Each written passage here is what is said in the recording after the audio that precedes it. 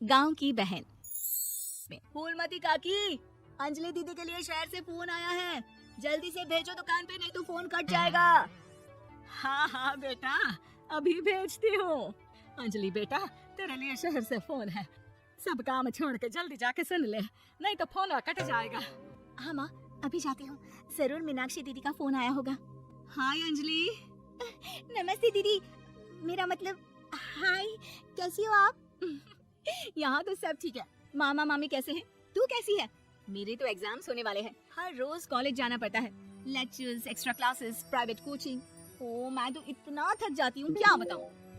आपकी कॉलेज वाली बहन जी आपको इतना पढ़ाती है, तो घर कब जाती हैं आप दीदी?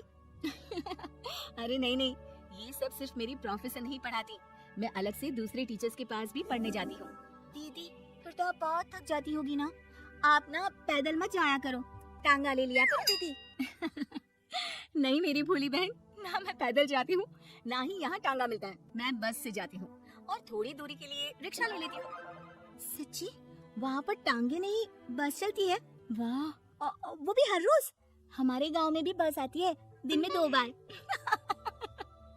यही तो खास बात है शहर की, यहाँ बसें पूरा दिन दौड़ती हैं सड़कों पर, और सिर्फ बसें ही नहीं, कार, स्कूटर और ट्रक भी, और तो और थोड़ी दूरी पर तो हवाई जहाज भी है, जहाँ से हवाई जहाज आसमान में उड़ते हैं। अच्छा दीदी, मैं फोन रखती हूँ, बुआ जी फूफा जी को मेरा नमस्ते कहना। हाँ माँ, हम लोग शहर में क्यों नहीं रहते? बुआ जी फूफा जी और मीनाक्षी दीदी तो शहर में ही रहते हैं। अरे क्योंकि तेरे बुआ जी की शादी शहर में हुई थी, इसलिए बेटा। शादी से पहले वो भी तेरे पापा और दादा दादी के साथ गांव में ही रहती थी। तो फिर माँ, मुझे शहर भेज दो ना, मैं भी शहर देखना चाहती हूँ।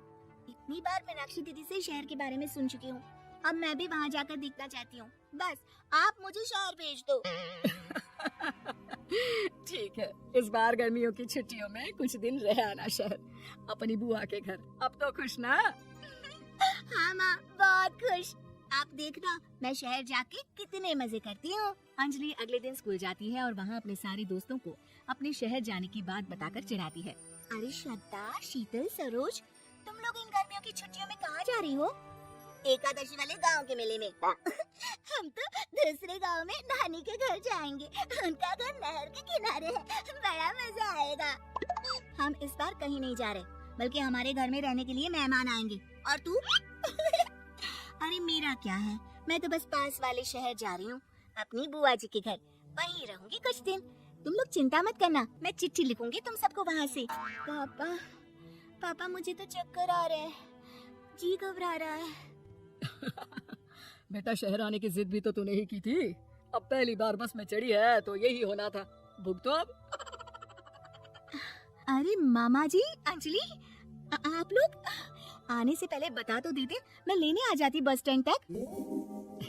आओ आओ भैया, आओ बेटी अंजलि। माँ बुआ जी कैसे हैं वहाँ, और भाभी कैसी हैं? सब ठीक है, बस अंजलि जिद कर रही थी कुछ दिन आप लोगों के साथ रहने की, सो छोड़ने आ गया। दीदी, आप मुझे शहर घुमाने ले जाओ ना, मुझे भी शहर देखना है। हाँ हाँ चल, तैयार हो जा जल्दी से। अंजलि तैयार होने जाती है और कुछ देर बाद जब बाहर आती है तो अरे ये क्या कर दिया तूने?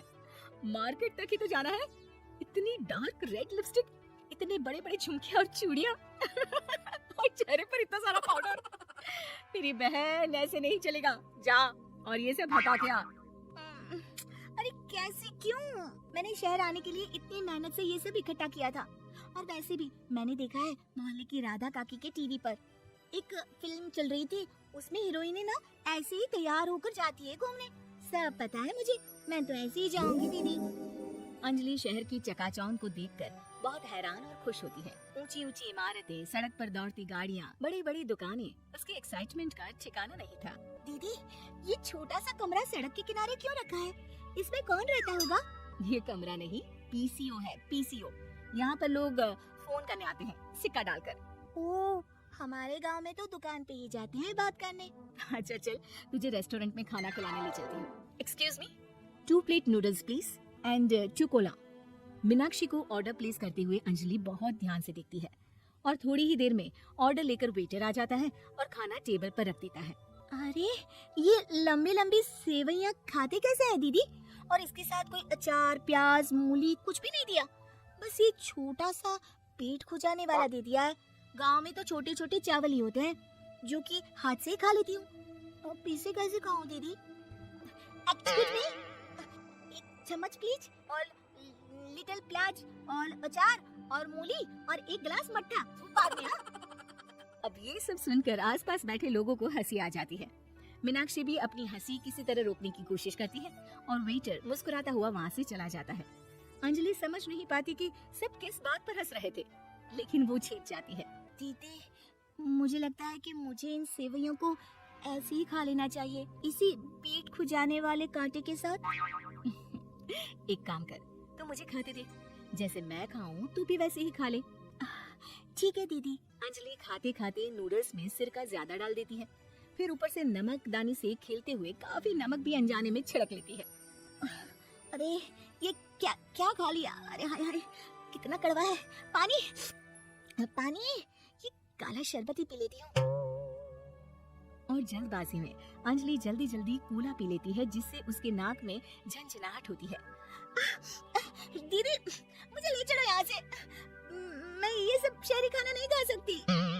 अब शर्म के मारे मीनाक्षी अपनी बहन को वापस घर ले जाती है और कहती है कि देख अंजलि, माना कि शहर और गांव एक दूसरे से बहुत अलग है, लेकिन इसका मतलब ये नहीं कि हमेशा शहर ही बेहतर हो और उस वजह से हमें वो सब करना पड़े जो हम नहीं कर सकते। शहर में सहूलतें तो हैं, पर चुनौतियां भी हैं। हम जहाँ भी रहें, हमें कभी अपने आप को कम या ज्यादा नहीं समझना चाहिए। और किसी भी नई जगह में ढलने में समय लगता है, उसके लिए तुम्हें दूसरों की नकल करने की कोई जरूरत नहीं है। बेटा, घूम लिया शहर या अभी और घूमना है? नहीं पापा, मैं अपनी गलती समझ गई हूँ, आप गांव ही ले चलिए मुझे।